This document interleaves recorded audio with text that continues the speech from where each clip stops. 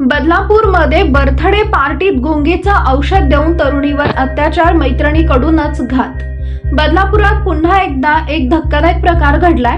मैत्रिणीकडे वाढदिवसाच्या पार्टीसाठी गेलेल्या एका 22 वर्षीय तरुणीवर मैत्रिणीच्याच परिचयातील 2 तरुणांनी बलात्कार केल्याची धक्कादायक घटना बदलापूरमध्ये घडली आहे। या प्रकरणी पोलिसांनी बलात्काराचा गुन्हा दाखल करत तरुणीला गुंगीचं औषध देणारी मैत्रीण आणि तिच्या 2 मित्रांना अटक केली आहे। बदलापूर पूर्व भागात राहणाऱ्या पीडित तरुणीची काही दिवसांपूर्वी शिरगाव परिसरात राहणाऱ्या एका तरुणीसोबत ओळख झाली होती।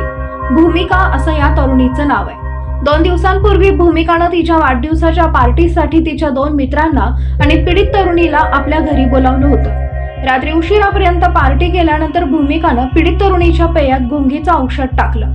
त्यामुळे बेशुद्ध अवस्थेत असलेल्या तरुणीवर भूमिकाच्या मित्रानं बलात्कार केला। दुसऱ्या दिवशी सकाळी आपली मुलगी घरी परत न आल्यानं तिच्या पालकांनी भूमिकाशी संपर्क साधला। त्यावेळी तुमची मुलगी अति मद्यपान करून पडल्याचं भूमिकांनी सांगितलं।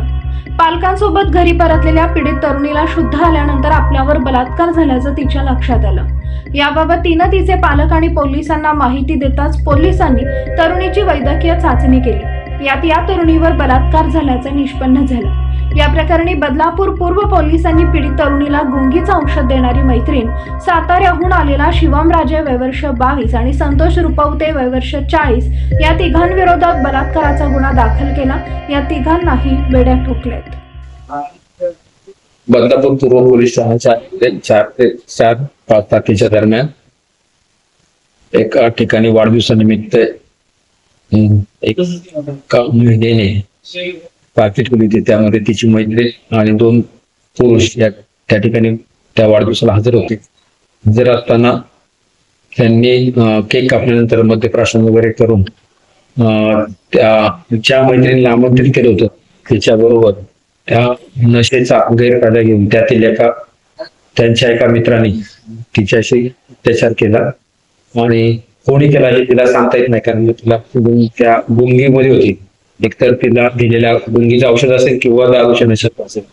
त्याच्यामध्ये ते सर्व जे आरोपी आहेत 3 आरोपी त्यांना अटक करण्यात आलेली आहे। त्यामध्ये आम्ही पुढचा तपास करत आहोत।